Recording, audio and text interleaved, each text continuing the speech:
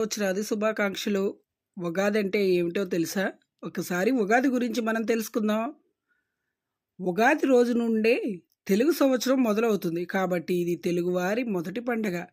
ఉగాది రోజున కొత్తగా పనులు ప్రారంభించుట పరిపాటి. ఆ రోజున ప్రాతకాలం లేచి ఇల్లు, వాకిళ్ళు శుభ్రపరుచుకుంటారు. ఇంటి గుమ్మాలకు మామిడి తోరణాలు కట్టి అలంకరిస్తారు.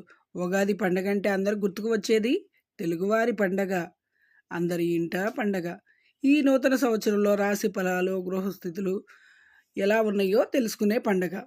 ఉగాది పండగ తెలుగువారి మొదటి పండగ కాబట్టి ఈ ఉగాదిని తెలుగు సంవత్సరాది పండగ అని కూడా పిలుస్తారు. ఉగాదిగా ఉగాది పండగను ఆంధ్రప్రదేశ్, కర్ణాటక, తెలంగాణ, గోవా రాష్ట్రాల్లో ఈ పండుగను బాగా జరుపుకుంటారు. హిందూ క్యాలెండర్ నెల చైత్ర మొదటి రోజు. ఆచారాలలో ఈ రోజును నూనెతో స్నానం చేయటం వంటిది ఉంటుంది. శరీరం మరియు ఆత్మను శుభ్రపరుస్తుంది మరియు శుద్ధి చేస్తుంది. కొత్త సంవత్సరం కోసం ఆశీర్వాదం కోసం ప్రత్యేక ప్రార్థనలు చేస్తారు. ఉగాది రోజున 6 విభిన్న రుచులు కలిగిన ఒక ప్రత్యేక వంటకాన్ని తయారు చేసి తింటారు.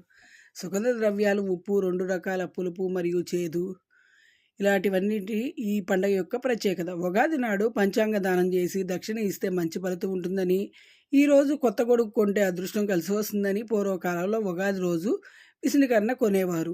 ఈరోజు బట్టలు కొనటం, ఆభరణాలు కొనటం కూడా మంచి ఫలితాన్ని ఇస్తాయి.